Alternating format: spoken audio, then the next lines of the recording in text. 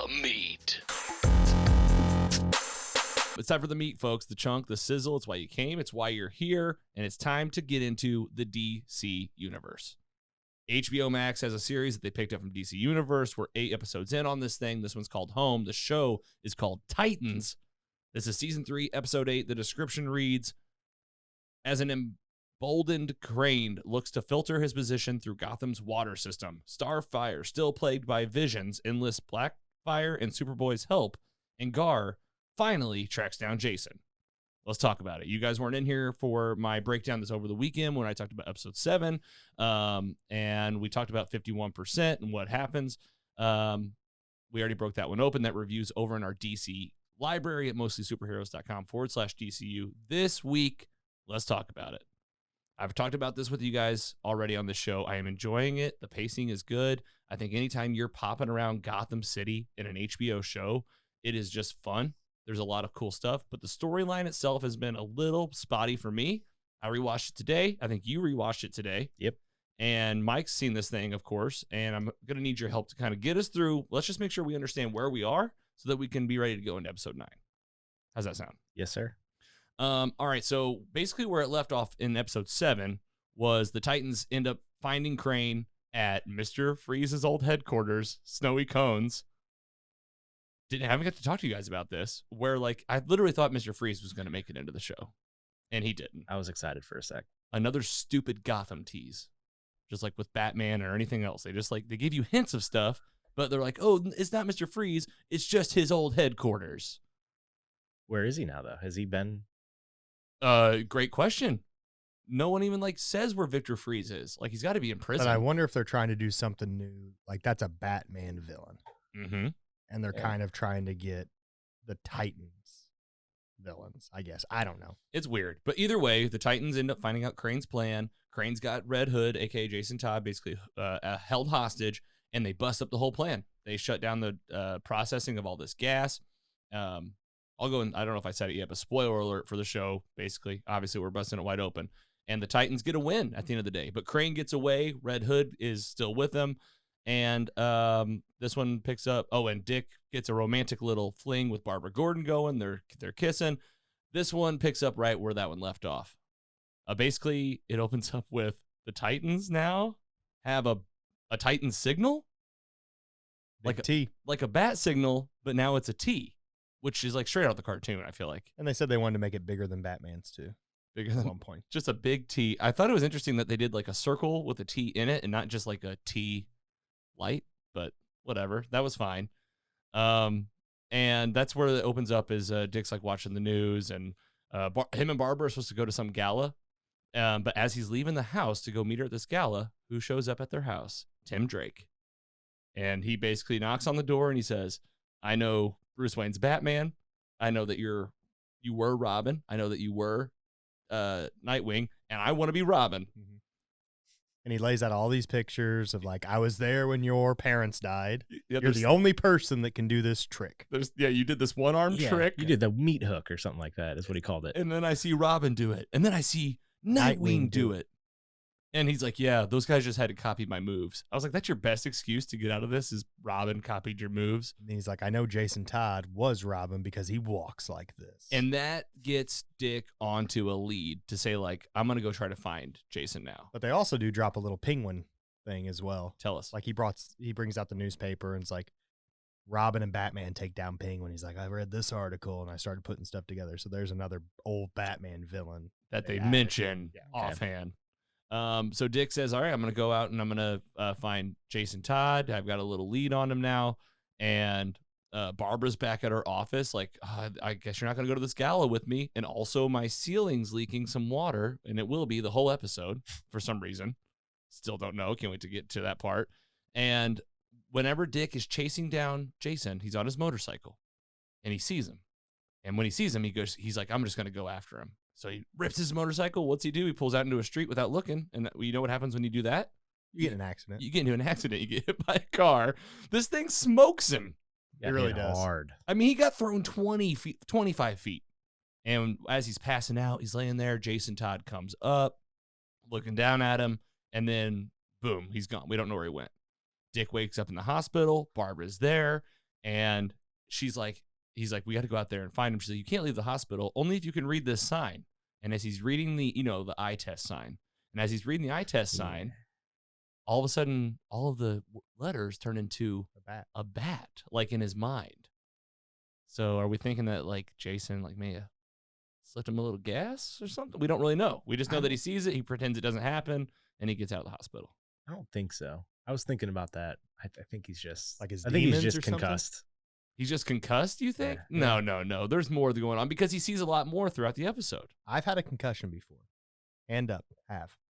Did not see bat symbols. I wish I did. I did. How cool would that be if you're reading the sign? Really cool. It almost looked like a Warshak kind of thing, like coming Oh, together. yeah, for sure. But he gets out of the hospital, and basically he's taking a taxi like back to Wayne Manor, and this is where he calls Barbara. Barbara's back at her office. She's still having this crazy water leak at her desk, and he has another vision. As he's getting out at Wayne Manor, he sees a young boy dressed up in like the Robin outfit. I guess it's him. It's supposed to be him, I guess. I think so, yeah. Do you remember what he said? The little boy said? No, I don't.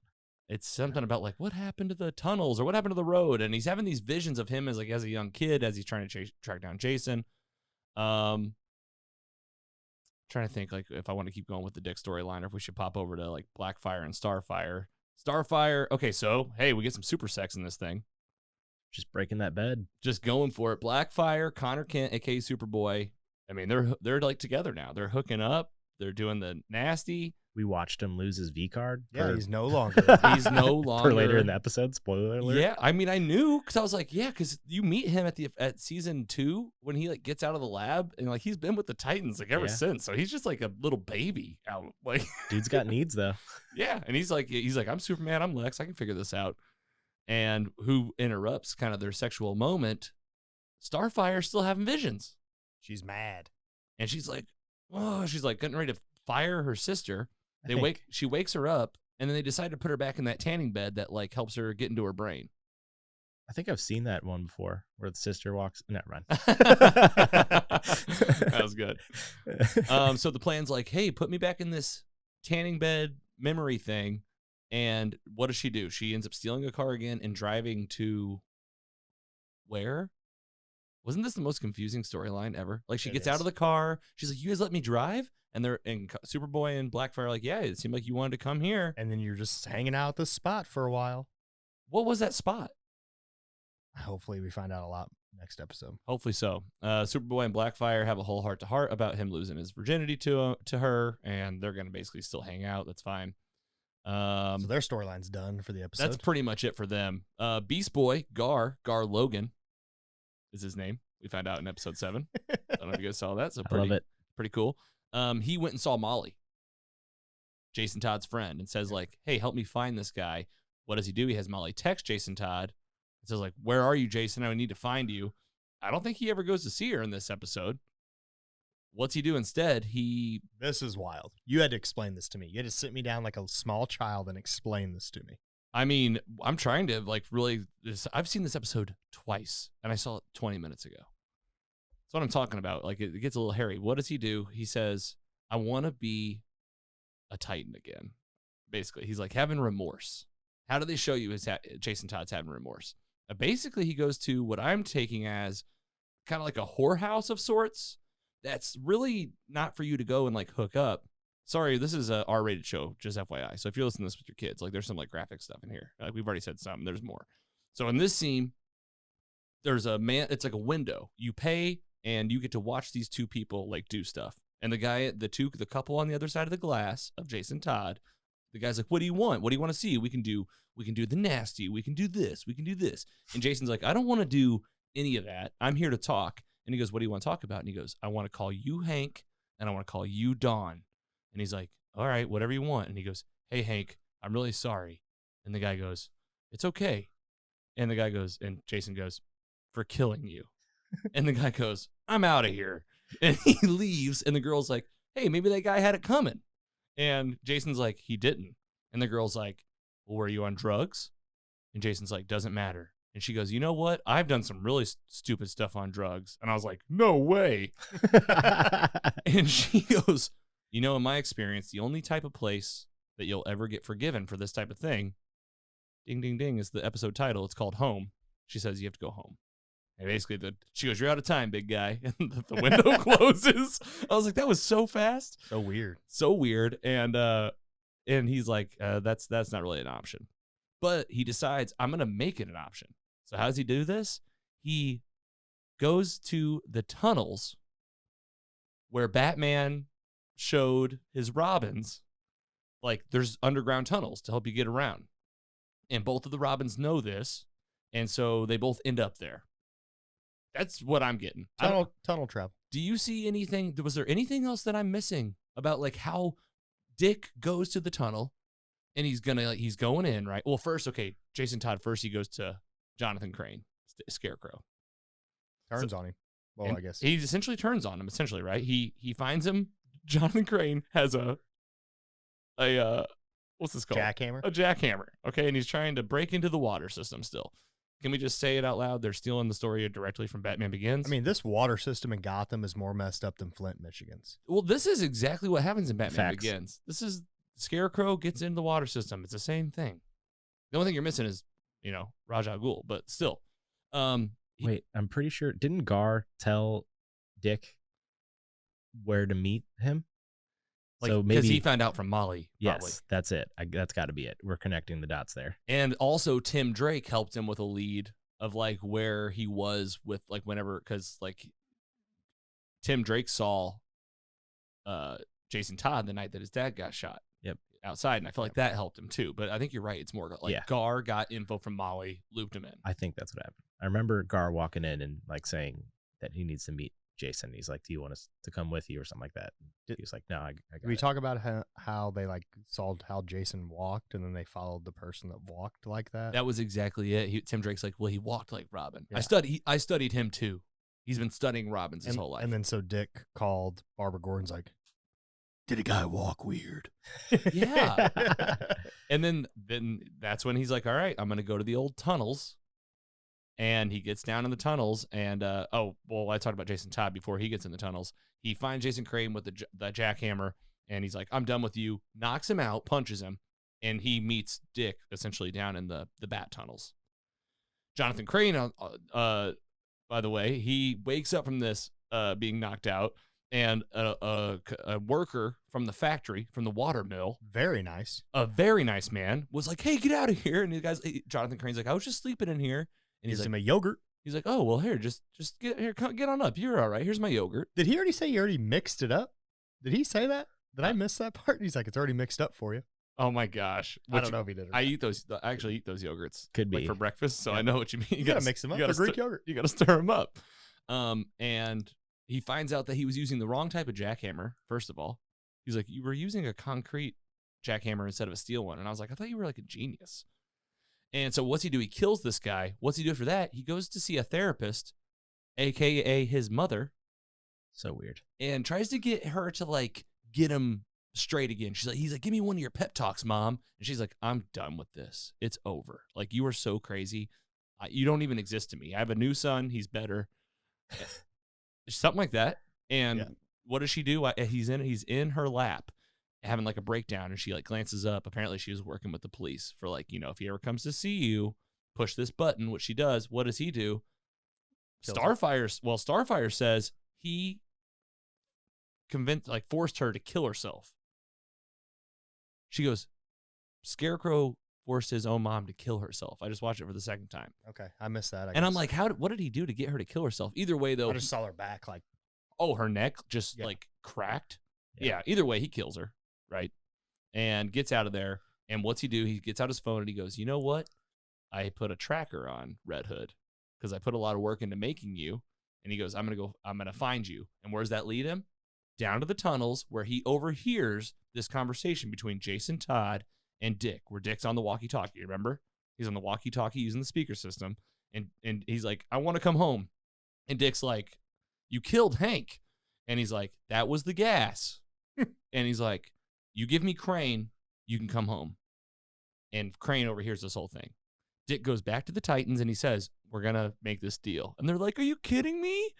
He killed Hank. And he's like, yeah, but we got to get these two in our hands regardless. So, like, let's figure it out later, which I'm like, yeah, exactly. Family. I thought Vin Diesel was in the room for a second. Family. Yeah, Gar's like, I killed people and nobody really said anything about that. Well, you're turning into like a dog or You're a tiger. wolf tiger.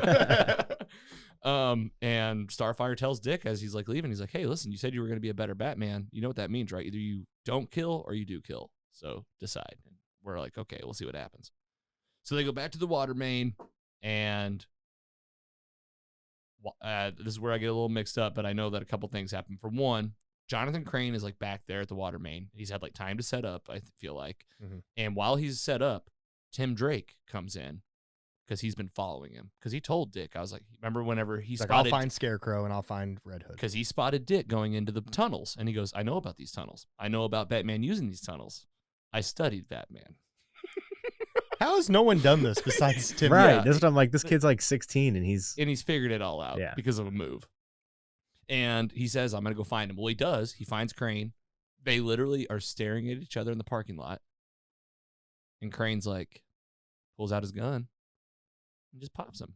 He gets shot right in the back. Titans show up. They go in for like to presumably fight Crane.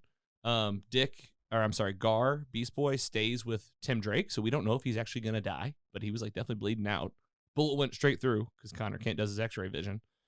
And inside, Starfire runs in, sees Crane running through the water main, and uses her fire blast. And Dick's like, don't! As if he knows.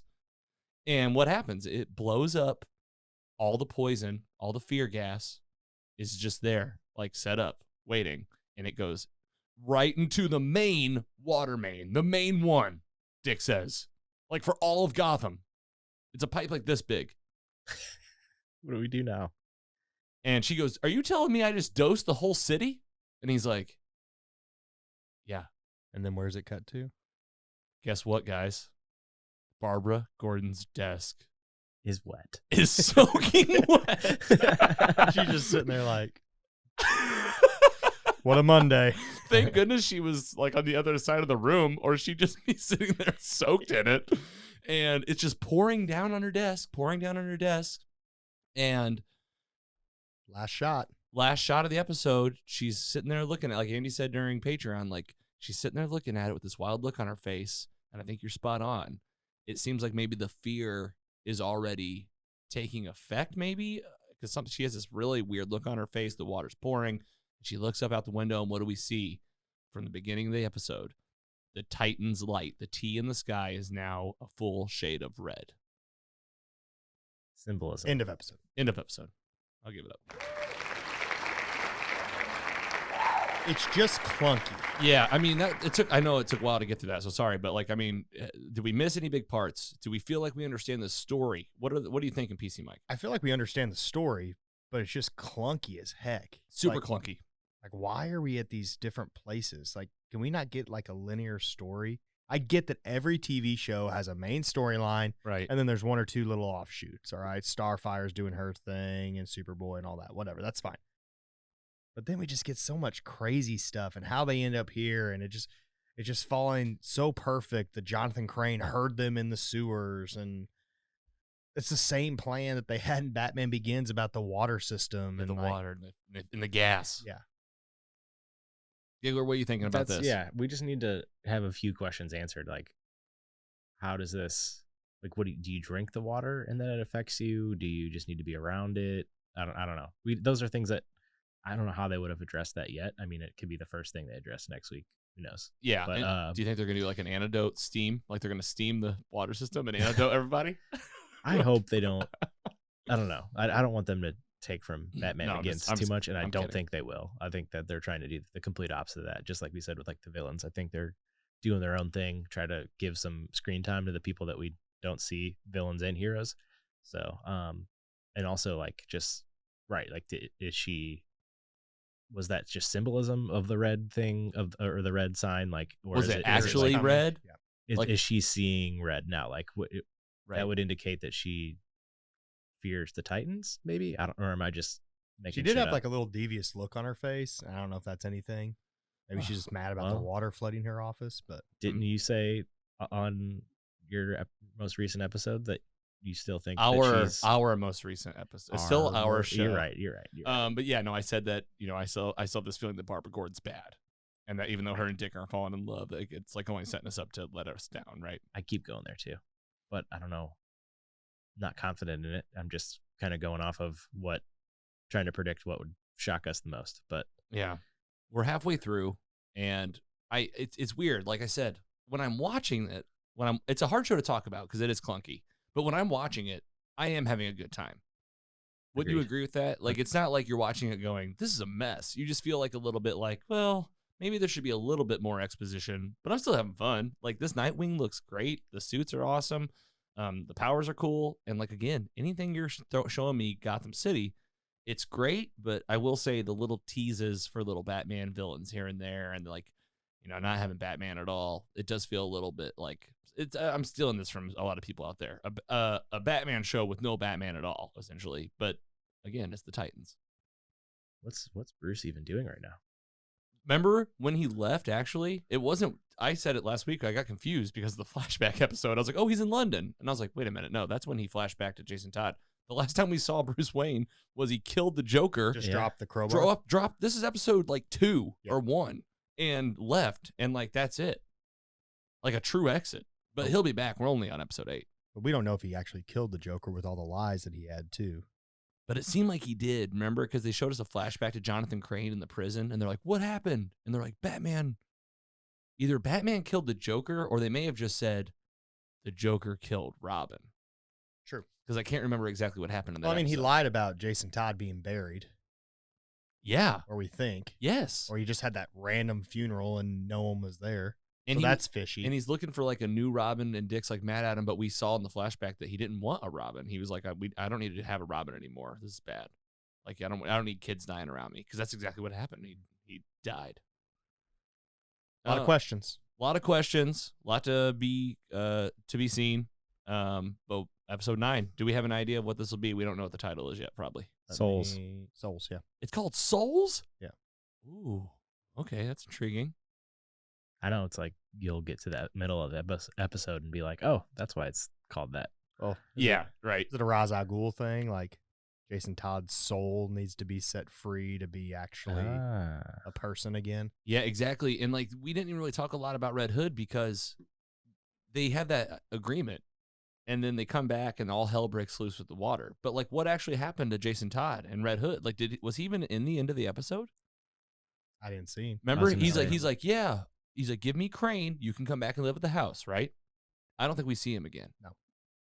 Like, they come, like Crane just did his thing. Like, did he take him? You might or be something? right. We might, the soul might be surrounding Jason. See if he still has one, or what, if he's just gone. I mean, obviously it seems like he's still there to some capacity if he's wanting to come home, but this also might be part of their trick, because they've had a one up on him the whole time, basically. I mean, you said last week in our episode, yeah, that oh man, where's I going with that? With Red Hood, yeah, with Jason Todd, like Barbara Gordon being bad, saving him, redeeming him. I totally lost my train of thought. That's okay. I do that all the time.